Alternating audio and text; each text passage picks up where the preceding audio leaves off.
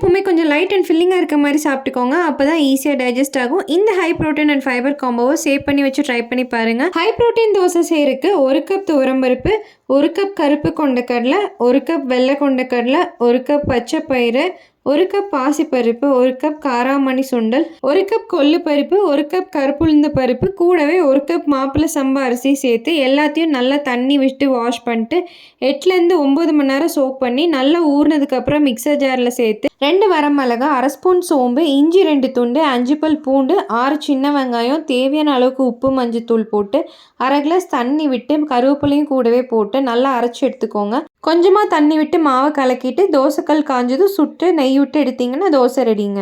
அதுக்கு காம்பினேஷனாக ஒரு ஹை ஃபைபரான அவியல் தாங்க. மிக்சர் ஜாரில் 10 பல் தேங்காய், 2 பச்சை மிளகா, 1/2 ஸ்பூன் சீரகம் போட்டு நல்லா கொரப்பாக அரைச்சி எடுத்துக்கலாம். கடாயில் எல்லா காய்கறியும் சேர்த்து தேவையான உப்பு போட்டு மஞ்சத்தூள் 1/2 கிளாஸ் தண்ணி விட்டு வேக வச்சு எடுத்துக்கலாம். நல்லா வெந்து வந்ததுக்கப்புறம் அரைச்சி வச்சிருக்கிறத ஆட் பண்ணி நல்லா கிளறி விட்டு 1 கப் தயிர் சேர்த்து தாளிச்சு கொட்டினீங்கன்னா அவியல் ரெடிங்க. கூடவே 0 ஆயில் சுரக்காய் சூப் செய்யறதுக்கு 1 கப் கட் பண்ண சுரக்காய், 1 பெரிய வெங்காயம், 2 துண்டு இஞ்சி, 1/2 ஸ்பூன் சீரகம், மிளகு, 1/2 கிளாஸ் தண்ணி விட்டு நல்லா வேக வச்சுருங்க. வெந்ததுக்கப்புறம் ஆற வச்சு மிக்சர் ஜாரில் அரைச்சி எடுத்திங்கன்னா சுரக்காய் சூப் ரெடிங்க.